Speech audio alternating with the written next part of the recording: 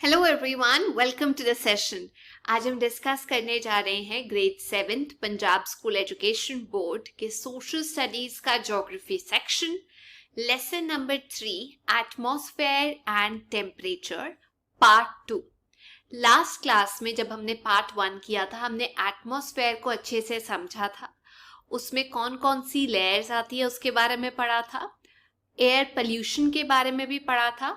और आज की क्लास में हम पढ़ने जा रहे हैं कुछ इंपॉर्टेंट टर्म्स के बारे में।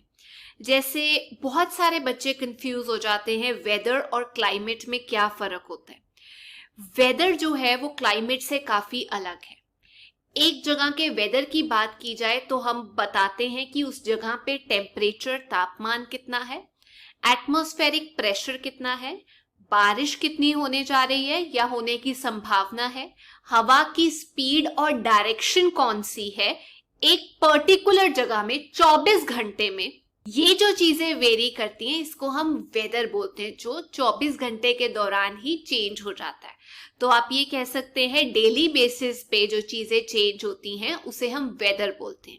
वही अगर हम क्लाइमेट की बात करें तो जब हम किसी जगह का एवरेज ले लेते हैं वेदर का, लगभग आप कह सकते हैं 30 से 35 सालों का, 30 to 35 ईयर्स का अगर एवरेज लिया जाए एक जगह के वेदर का, वो उस जगह का क्लाइमेट बन जाता है।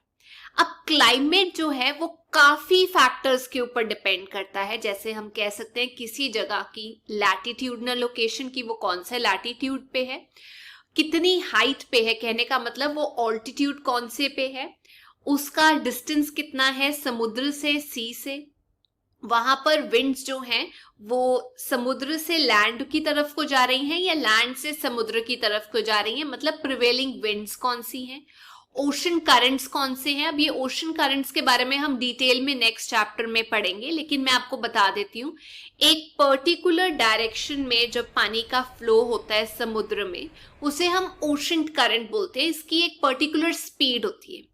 तो अगर वो पानी जो है वो इक्वेटर की तरफ से बाहर को निकल रहा है तो वो गर्म होगा, हॉट ओशन करंट होगा।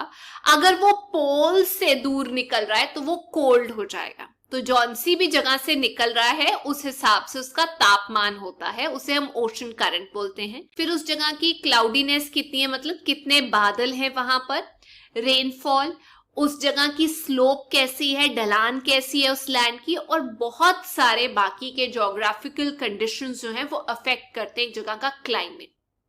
तो आई होप आप लोगों को समझ आ गया है कि क्लाइमेट और वेदर के अंदर डिफरेंस है। वेदर रोजाना बदलता है, क्लाइमेट जो है उसके अंदर बहुत सारे और फैक्टर्स आ जाते हैं जो कंट्रीब्यूट करते हैं, और क्लाइमेट एक एवरेज लिया जाता है 30 सालों के वेदर का एक पर्टिकुलर जगह का। अब हम बात करते हैं टेम्परेचर के बारे में। अब टेम्परेचर क्या है, देखिए किसी जगह पे जो एयर का पार्सल है, जो हवा है, उसमें कितनी हीट है वो उसका टेम्परेचर होता है। अगर आप लेट्स से किसी सामान की बात करें, लिविंग ऑब्जेक्ट की बात करें, तो उनका भी अपना टेम्परेचर होता है। ये जो टेम्परेचर है ये वेरी करता है दिन और रात के हिसाब से। तो आपको पता है दिन में जब सूरज की किरणें पड़ती हैं तो तापमान बढ़ जाता है, और रात को जब ठंड हो जाती है तो तापमान गिर जाता है, टेम्परेचर गिर जाता है। ये टेम्परेचर रोजाना भी बदलता है, डे और नाइट पे भी बदलता है, और साथ ही साथ सीजन्स के हिसाब से भी बदलता है। आपको पता है समर सीजन में अलग तापमान होता है, टेम्परेचर होता है, विंटर में अलग होता है।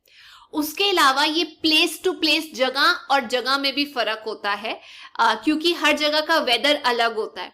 तो वेदर कंडीशंस अलग होने की वजह से टेम्परेचर में भी वेरिएशंस आ जाती है।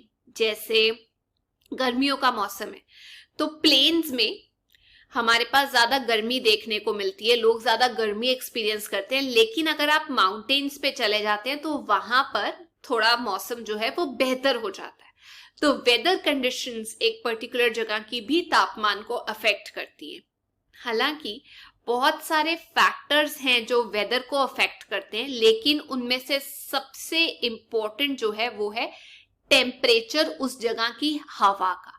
जो सबसे इंपॉर्टेंट एलिमेंट है जो वेदर को इन्फ्लुएंस करता है, अफेक्ट करता है, वो एक पर्टिकुलर जगह की जो हवा है उसका कितना तापमान है। अब देखिए अर्थ में टेम्परेचर वेरिएशन चेंजेस लाने के लिए दो इंपॉर्टेंट फैक्टर्स होते हैं, एक सन सूरज की किरणें और दूसरा अर्थ के इंटीरियर में जो कोर है, यानी कोर के अंदर जो गर्मी है उसकी वजह से भी सरफेस तक वो गर्मी बाहर आती है। तो इन दो फैक्टर्स में से सबसे इंपॉर्टेंट है सन, जिसकी जो रेज आती है अर्थ के अंदर उसे हम इंसोलेशन कहते हैं, जो मेजर फैक्टर है जिसकी वजह से हमारा लैंड और हमारा एटमॉस्फेयर जो है हीट अप हो जाता है। अब काफी सारे फैक्टर्स हैं जो किसी जगह पे कितनी इंसोलेशन आ रही है उसको, या सन की किरणें पड़ रही हैं उसको अफेक्ट करते हैं। पर वो फैक्टर्स जानने से पहले आपको ये पता होना चाहिए कि सूरज की किरणें तो चलो अलग अलग जगह पे अलग अलग इफेक्ट डालती हैं, टेम्परेचर मापा कैसे जाता है ये बहुत जरूरी है। आमतौर पे हम घर में थर्मामीटर रखते हैं टेम्परेचर मापने के लिए, तो उसके अंदर डिग्रीज होती है, छोटे छोटे यूनिट्स। जैसे लेंथ को मेजर करने के लिए मीटर होता है, सेंटीमीटर होता है, वैसे ही टेम्परेचर को मापने के लिए दो यूनिट्स होते हैं, एक होता है सेल्सियस और दूसरा होता है फ़ारेनहाइट। सेल्सियस जो यूनिट है उसके हिसाब से पानी जो बॉयल करता है वो करता है 100 डिग्री सेल्सियस पे, और पानी जो फ्रीज होता है, ठंडा होता है, वो होता है 0 डिग्री सेल्सियस पे। वही अगर हम फ़ारेनहाइट में देखें तो पानी बॉयल करता है 212 डिग्री फ़ारेनहाइट पे और फ्रीज करता है 32 डिग्री फ़ारेनहाइट पे। क्लियर? तो ये दोनों में फर्क है। अब हम पढ़ने जा रहे हैं कौन कौन से फैक्टर्स हैं जो अफेक्ट करते हैं किसी जगह के टेम्परेचर को। खास तौर पे जो सूरज की किरणें हम लोगों पे अफेक्ट डालती है वो किन फैक्टर्स पे डिपेंड करता है कि कितना हीट अप करेगा एक पर्टिकुलर एटमॉस्फेयर को, एक पर्टिकुलर जगह को। तो उन फैक्टर्स में से सबसे पहला फैक्टर आता है लैटिट्यूड। सेकेंड नंबर पे जो फैक्टर है वो आता है कितनी हाइट है उसकी सी लेवल से। तीसरा, उसका कितना डिस्टेंस है सी लेवल से।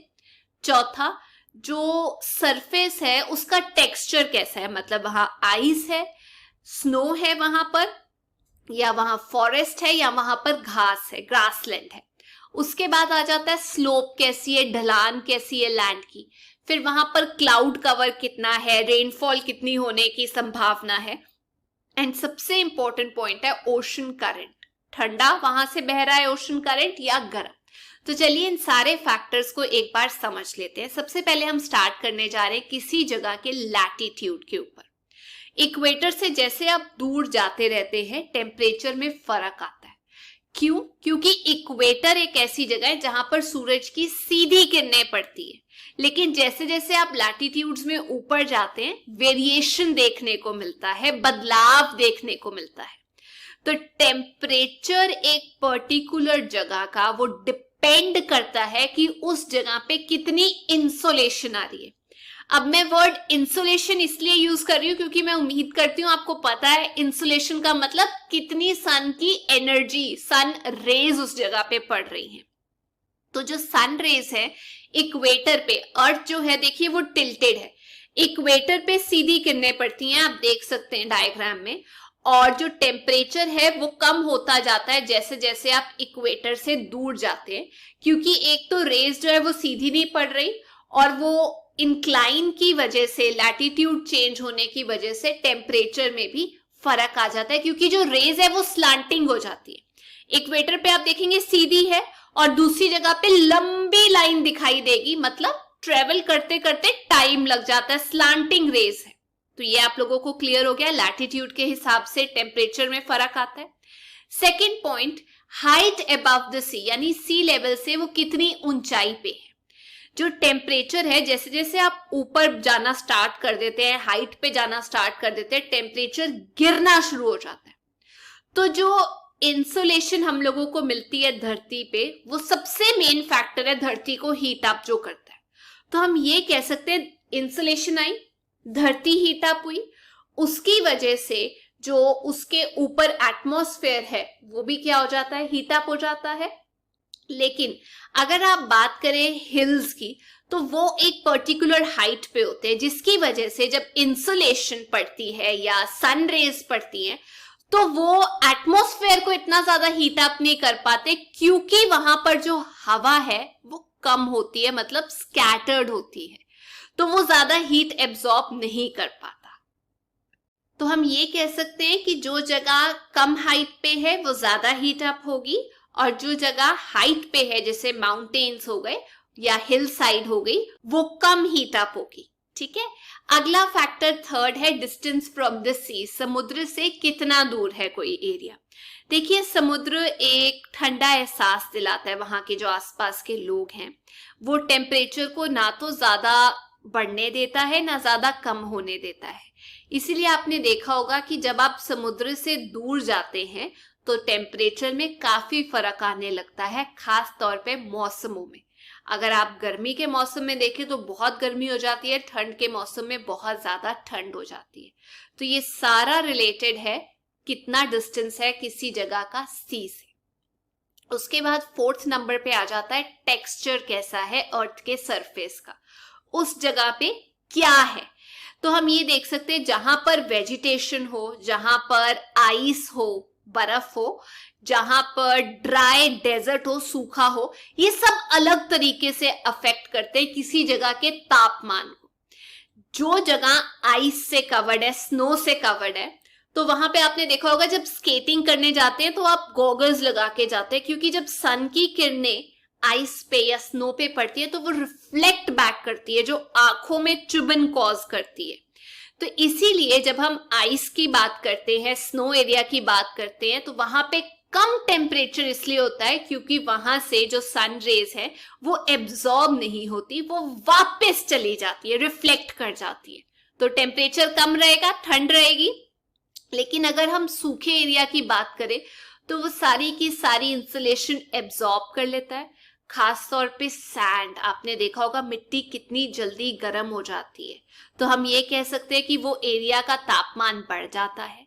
लेकिन अगर हम डेंस फॉरेस्ट, घने जंगल की बात करें, वहां पर मॉडरेट रहता है टेम्परेचर, ना ज्यादा बढ़ता है और ना ही ज्यादा कम होता है, स्टेबल रहता है। तो इसीलिए बोला जाता है पेड़ नहीं काटने चाहिए, उनको और उगाना चाहिए।